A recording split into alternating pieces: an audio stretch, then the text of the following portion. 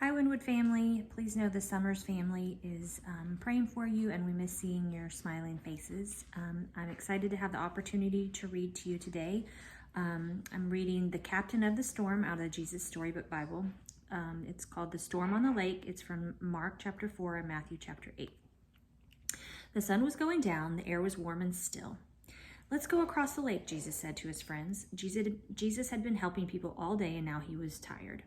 So they left the crowds on the shore and set out on a small fishing boat. Jesus climbed into the boat to take a nap. As soon as his head touched the pillow, he fell asleep. It was a beautiful evening. A gentle breeze rustled the sails.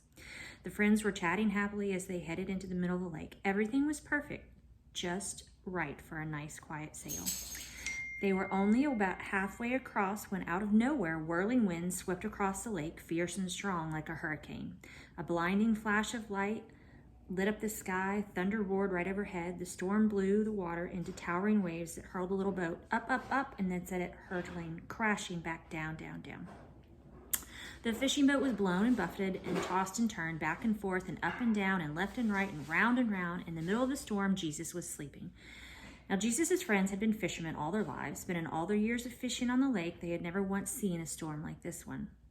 No matter how hard they struggled with their ropes and the sails, they couldn't control the boat. The storm was too big for them.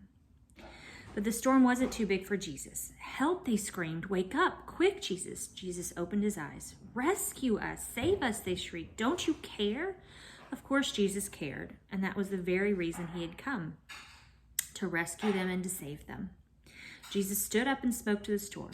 "Hush," he said, "that's all." And the strangest thing happened. The wind and the waves recognized Jesus' voice. They had heard it before, of course. It was the same voice that made them in the very beginning. They listened to Jesus and they did what he said. Immediately the wind stopped, the water calmed down. It glittered innocently in the moonlight and lapped quietly against the side of the boat as if nothing had happened. The little boat bobbed gently up and down. There was a deep stillness and a great quiet all around. Then Jesus turned from his wind-torn friends. "Why were you scared?" he asked. "Did you forget who I am? Did you believe your fears instead of me?"